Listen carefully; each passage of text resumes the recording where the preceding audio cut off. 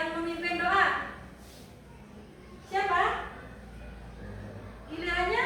Saya. Oh, Alfa ya. Coba Alfa maju ke depan Kak untuk pimpin teman-temannya berdoa di depan kelas. Silahkan ikuti ya secara bersama-sama. Yang khusyuk kalau berdoa biar diterima dan bisa fokus pelajaran lancar sampai selesai. Baik, silahkan. Siap berdiri. Kepada Ibu Guru memberi salam. Assalamualaikum warahmatullahi wabarakatuh. Waalaikumsalam warahmatullahi wabarakatuh. Duduk kembali. Pelajaran dibuka dengan membaca basmalah. Bismillahirrahmanirrahim. Raditu billah warzuqni fahma. Amin. Baik, alhamdulillah dengan berdoa pastinya semua niat baik kita insya Allah diridhoi dan kita mendapatkan ilmu yang bermanfaat. Terima kasih buat Alfa yang sudah mau memimpin dengan ikhlas doa di kelas. Terima kasih Alfa. Sama-sama. Baik. Sekarang materi Ibu kali ini yaitu tentang apa anak-anak? Ada yang bisa baca semua bersama-sama? Konsep dan prinsip berpikir komputasional dalam coding. Kita akan belajar materi baru. Pastinya anak-anak ada yang pernah dengar apa belum? Belum. Ada yang pernah? Coding ya? Pernah ya? Semangat belajar pastinya ya. Karena di zaman modern ini ilmu pengetahuan bisa kita dapatkan dari berbagai macam aplikasi dan dunia ilmu pengetahuan di luar sana. Tidak mesti ada di sekolah. Bisa lewat apa kalau kita belajar? Lewat internet. Internet, pinter, Tina ya, bagus. Ada yang bisa jawab lagi dari mana kalau pengen tahu pembelajaran di luar materi? Dari HP, bagus. Belajarnya lewat HP. Banyak ilmu yang bisa kita dapatkan, bukan hanya fokus pada buku di sekolah.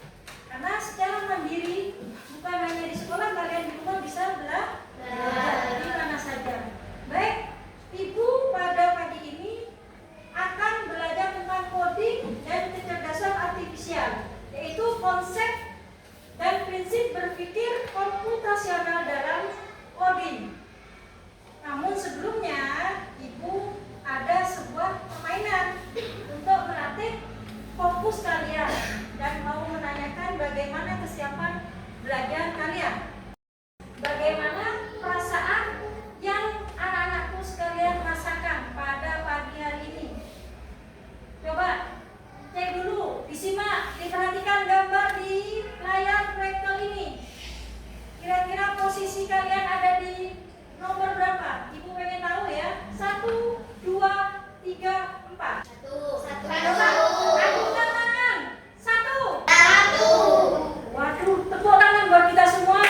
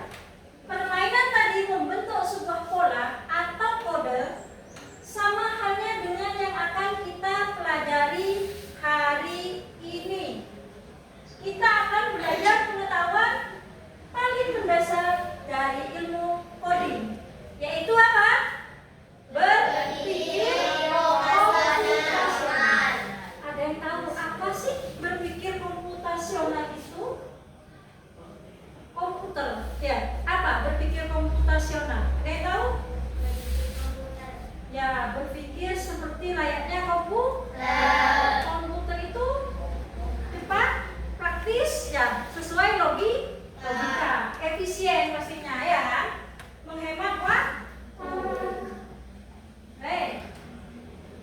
Nah, tujuan pembelajaran ibu kali ini ada dua anak-anakku ya, disimak ya. Yang pertama, melalui diskusi peserta didik mampu memahami konsep dasar berpikir komputasional dalam kehidupan sehari-hari. Pembelajaran yang kedua yaitu melalui demonstrasi peserta didik mampu menguraikan dan memberi contoh penerapan berpikir komputasional untuk menyelesaikan masalah sehari-hari dengan tepat. Paham ya? Ada dua, diskusi dan demonstrasi. Ini harapannya. Next ya. Nah, sekarang ibu punya pertanyaan buat kalian.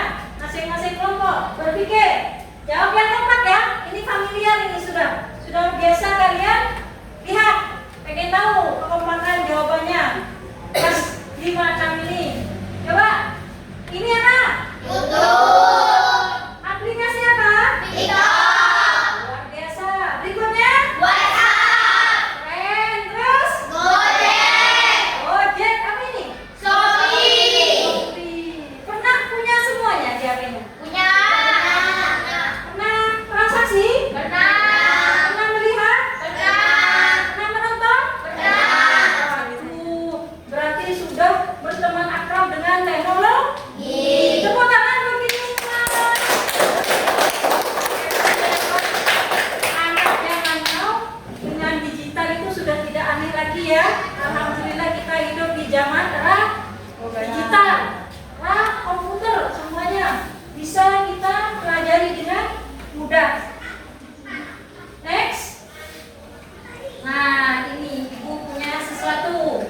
Ini dia ya, ibu punya. Dan sudah ibu siapkan di meja kelompoknya masing-masing. Apa yang ibu pegang ini? Kopi. Kopi. Ada yang pernah? Pernah. Pernah makan kopi? Pernah. Nah, belinya di mana kira-kira ini kopi? Di toko. Di toko. Iya. Apa? Warung. Oh, di warung terdekat ya. Ya. Berarti mensejahterakan tetangga, membantu ekonominya familia. Ya. Ada yang beli di Indomaret, mungkin rumahnya dekat dengan Indomaret. Ya. Yang jelas produk yang ibu pegang ini mudah didapatkan dan kalian juga saya perhatikan dan saya tanyakan tadi sudah banyak pernah melakukannya. Ya. Tidak aneh ya dengan ibu pegang produk apa ini sekali lagi? Kopi. Ih, pinter. Nah, yang ibu ingin pertanyakan, kira-kira bagaimana sih caranya menggunakan produk ini? Bagaimana sih cara mengaplikasikan produk ini? Dilakukan seperti apa oleh kalian? Nanti kita bisa diskusi dan demonstrasi secara kelompok. Paham? Oke. Next ya. Apa hal pertama yang akan kalian lakukan untuk memecahkan permasalahan ini? Apakah ada bagian-bagian kecil yang bisa kita fokuskan terlebih dahulu? Ada? Ada. Fokus pada bagaimana cara urutan-urutan langkah yang ada di kemasan ini ya. Baik. Next ya. Simak video Pengenalan computational thinking. Hai teman kece, coba tebak apa artinya computational thinking atau berpikir komputasional? Adakah yang bermata jeli dan melihat tentang Perhatikan baik-baik ya. Disimak anak-anak. Jadi, mungkin ada hubungannya dengan komputer ya? Iya, betul sekali. Jempol buat kamu yang sudah menebak dengan benar. Berpikir komputasional adalah proses berpikir untuk menyelesaikan masalah dengan efektif dan efisien. Dalam ilmu komputer, proses berpikir ini dilakukan sebelum mulai menulis coding atau pemrograman. Jika sudah direncanakan dengan baik, maka koding yang ditulis akan sesuai dengan kebutuhan dan dapat diselesaikan dengan cepat dan tepat. Tapi ternyata berpikir komputasional juga bisa dilakukan tanpa komputer dan tanpa internet loh. Malah sebenarnya kita pun sudah menerapkannya dalam kehidupan sehari-hari, mulai dari menggosok gigi, mencatat ringkasan pelajaran, hingga menyiapkan tas untuk sekolah besok. Wah, kalau kita sudah bisa menerapkannya setiap hari, berarti kita semua sudah mahir dong. Belum tentu. Contoh-contoh tadi kan menerapkan berpikir komputasional pada masalah yang sederhana. Masih banyak nih masalah yang lebih kompleks, seperti misalnya mengatur keuangan bulanan, apa yang harus dilakukan kalau kamu tersesat di tempat baru, hingga memilih jurusan dan karir. Lalu yang lebih penting lagi, ketika kamu dewasa nanti, kamu akan menghadapi era industri 4 dan bahkan 5. Di sini kamu perlu kecakapan untuk memanfaatkan dunia digital, mulai dari mencari dan memilah informasi yang kamu perlukan, hingga menggunakan informasi itu untuk membuat keputusan penting dalam hidupmu. Menghadapi masalah kompleks kehidupan di masa sekarang dan masa depan ini mirip seperti merencanakan coding yang sudah dibahas sebelumnya. Kuncinya adalah memahami masalah dengan tuntas dan mencari cara menyelesaikan yang efektif dan efisien. Nah, kalau begitu, bagaimana agar kita bisa berpikir komputasional? Sekarang kita bahas ya, 4 landasan dari berpikir komputasional. Yang pertama, dekomposisi. Dekomposisi artinya membagi masalah kompleks ke bagian yang lebih kecil agar mudah diselesaikan. Misalnya, kamu ditunjuk jadi ketua panitia lomba 17-an. Maka, untuk memudahkan pelaksanaan, kamu bisa menunjuk panitia bagian acara, konsumsi, publikasi, keamanan, dan lainnya. Yang kedua, pengenalan pola. Artinya mencari kesamaan dan pola di antara bagian-bagian masalah kompleks yang sudah dipecah. Misalnya, kamu hendak melipat dan menyimpan jemuran di rumah, maka kamu perlu bisa mengenali jemuran milik ayah, ibu, kamu, adik, dan milik bersama seperti spray, handuk, dan lainnya. Ini karena jemuran-jemuran itu perlu disimpan di tempat yang berbeda. Yang ketiga, abstraksi. Artinya fokus pada informasi yang penting saja, mengabaikan detail yang tidak diperlukan. Misalnya, kamu hendak menceritakan pengalamanmu berwisata ke luar kota. Tentunya kamu mengalami banyak hal dari mulai berangkat di bus, berfoto bersama, makan di restoran, menginap di hotel, hingga perjalanan pulang. Tapi nggak mungkin kan kamu ceritakan semua kejadian dengan detail pada teman-temanmu. Pasti mereka bosan kelamaan. Jadi kamu harus menyaring beberapa kejadian yang menarik saja untuk diceritakan pada teman. Yang terakhir, algoritma. Artinya membuat langkah-langkah penyelesaian atau membuat aturan yang diikuti untuk menyelesaikan masalah. Misalnya kamu diberi daftar belanja di supermarket oleh ibu, ada minyak goreng, telur, roti, sayur, dan kopi. Lalu kamu harus buru-buru karena ibu sudah mau memasak dengan minyak goreng itu. Nah, kalau seperti ini, satu cara yang efisien misalnya mulai dengan mengambil barang yang paling dekat dari pintu masuk hingga terakhir yang paling dekat dengan kasir. Nah, itu dia 4 landasan berpikir komputasional yang perlu diterapkan untuk memecahkan masalah yang kompleks. Baik anak-anak, kalian sudah tadi menyimak video dengan baik ya? Ya.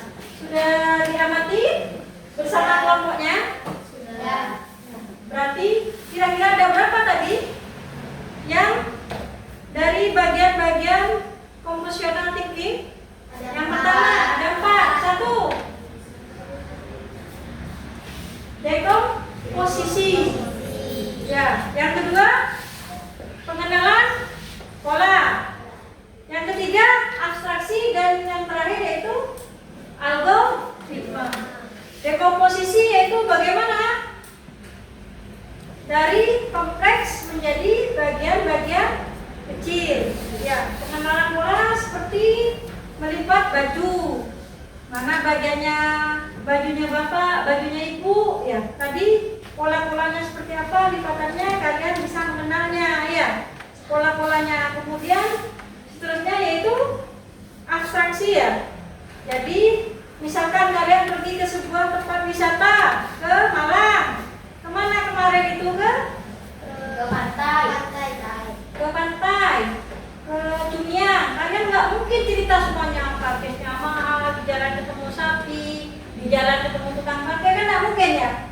kalian ambil yang penting saja. Menjadi urutan yang benar itu dinamakan algoritma. Ya, algoritma tadi contohnya apa? Membuat teh manis, membuat indomie, bangun pagi gosok gigi, habis bangun tidur apa? Berwudu, sholat, urutan yang benar itu algoritma. Baik, saatnya sekarang kalian bertugas sesuai kelompoknya masing-masing. Ibu sudah membagi menjadi 3 kelompok. Silakan ambil LKPD yang sudah ibu siapkan. Masing-masing tugasnya sudah dibagikan.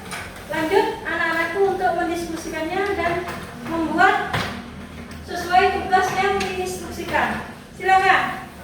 Tugasnya sesuai kelompoknya. Lalu berikutnya, apakah ada cara untuk mengasah kemampuan berpikir komputasional? Tentu ada. Selain bisa coba kamu terapkan ke masalah sehari-harimu, kamu bisa juga latihan soal untuk mengasahnya. Misalnya, gurumu akan memberikan soal-soal computational thinking di mata pelajaran matematika, bahasa Indonesia, dan IPAS dalam kurikulum mereka. Selain itu, kamu bisa ikut tantangan bebas Indonesia juga. Yuk coba simak satu contoh soal computational thinking. Dalam bis studi wisata, ada 3 kelompok anak yang akan diantarkan ke 3 tujuan berbeda. Bis berhenti pertama di restoran, lalu hotel, dan terakhir di museum. Hanya ada satu tempat penyimpanan koper di samping bis, yang hanya bisa dibuka dari satu pintu. Sopir bis ingin mengatur koper-koper penumpang hingga mudah dikeluarkan. Lalu supir bis menentukan urutan memasukkan koper-koper itu ke dalam tempat penyimpanan. Pertanyaan, koper kelompok anak yang mana yang masukkan terakhir? A. Anak yang ingin pergi ke museum. B. Anak yang ingin pergi ke restoran. C. Anak yang ingin pergi ke hotel. Atau D. Yang manapun boleh.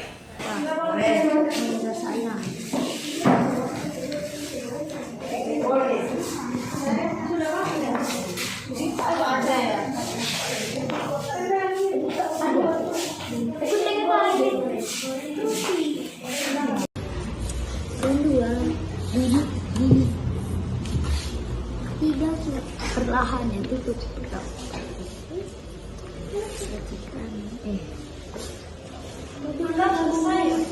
Baik anak-anak, setelah kalian berdiskusi kurang lebih 10 menit dan sudah ibu perhatikan sudah banyak selesai semua.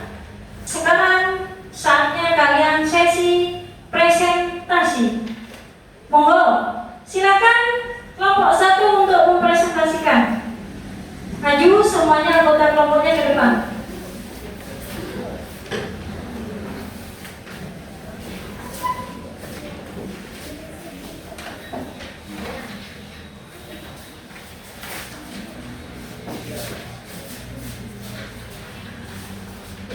Assalamualaikum warahmatullahi wabarakatuh. Waalaikumsalam warahmatullahi wabarakatuh. Kami dari kelompok 1 akan mempresentasikan tentang cara membuat kopi. Langkah pertama membuat kopi yaitu buka kemasan kopi, lalu pisahkan bumbu beserta garpunya. Yang kedua, tuang air panas secukupnya. Lalu yang ketiga, tutup rapat kemasan dulu. Tunggu atau diamkan selama 3 menit. Setelah itu, masukkan bumbu dan beserta minyaknya. Aduk hingga bumbu tercampur merata. Lalu tambahkan bakso sebagai topping. Setelah itu, sajikan dan kopi siap dinikmati. Tepuk tangan buat kelompok 1. Baik, kelompok 1 silakan dulu. Ada yang mau menyanggah kelompok 1? Ada yang berpendapat lain?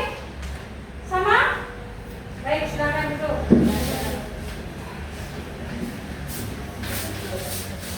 Silakan kelompok berikutnya, kelompok 2 untuk mempresentasikan hasil diskusi kelompoknya.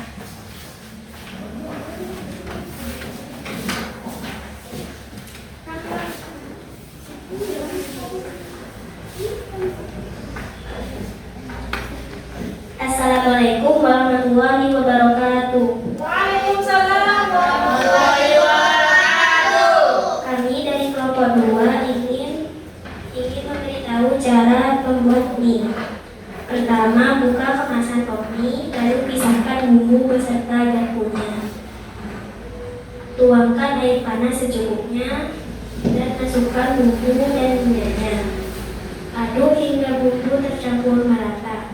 Tutup rapat kemasan lalu tunggu atau diamkan selama 3 menit. Tambahkan bakso sebagai topping. Sajikan dan pop mie siap menikmati. Baik, ada yang sama atau berbeda? Sama? Sama ya, tepuk tangan buat kelompok 2. Pintar-pintar bikin mie ya ternyata. Silakan duduk. Ternyata hebat-hebat semuanya. Yang meriah tepuk tangannya. Ayo, mana tepuk tangannya? Luar biasa. Mana semangatmu? Ini semangatku. Mana semangatmu? Ini semangatku. Tepuk 1. Tepuk 1. Tepuk 2. Tepuk 3. Tepuk 4. Oke, yang 5 siap belajar ya. Baik anak-anakku, sekarang saatnya kita demonstrasi ya. Ini dia demonstrasi. Tadi mana kopinya? Didemokan. Silakan. Yang pertama sesuai tadi. Apa langkah pertama? Buka kemasan kopi lalu pisahkan bumbu beserta. Buka kemasan kopi lalu pisahkan. Ini sudah demonstrasi sesuai yang dilakukan masing-masing kelompok. Ini ya. Ada yang tidak sama dengan ini? Sama? Sama. Baik, saatnya kita kesimpulan. Apa yang telah kita lakukan tadi adalah praktik dari berpikir komputasional dan prinsip berpikir komputasional, yaitu ada 4: dekomposisi, pengenalan pola atau pattern recognition, abstraksi, dan algoritma.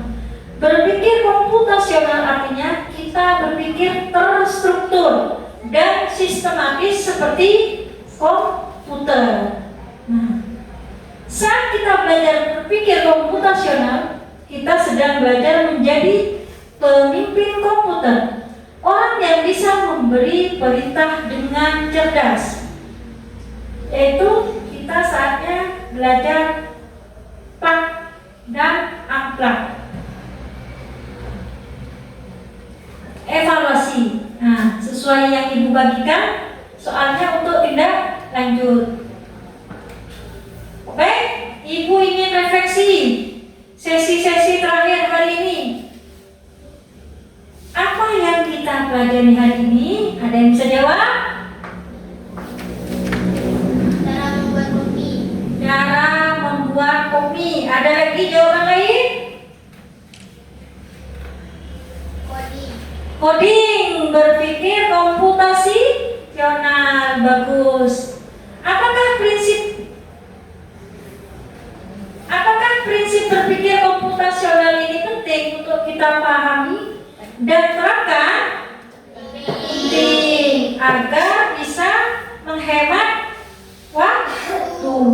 Dengan urutan yang benar, kita lebih efisien dan tepat sasaran. Tindak lanjut dari sesi kali ini yaitu siswa yang sudah diberikan nanti didiskusikan kembali pada pertemuan selanjutnya.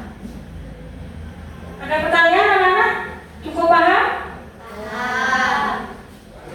Baik. Tepuk tangan buat kita semua ya.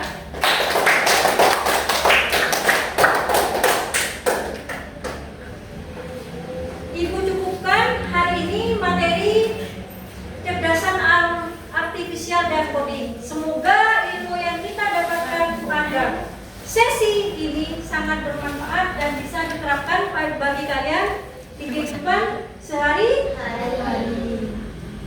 Coba kita bersama-sama menundukkan kepala untuk menutup dengan doa, bersama-sama membaca hamdalah. Alhamdulillahirabbil alamin. Terima kasih buat anak-anakku yang hebat semuanya. Semangat belajarnya, semangat juga dalam menuntut ilmunya, dan terima kasih atas materi yang bermakna pada pertemuan kali ini. Ucapkan mohon maaf dan assalamualaikum.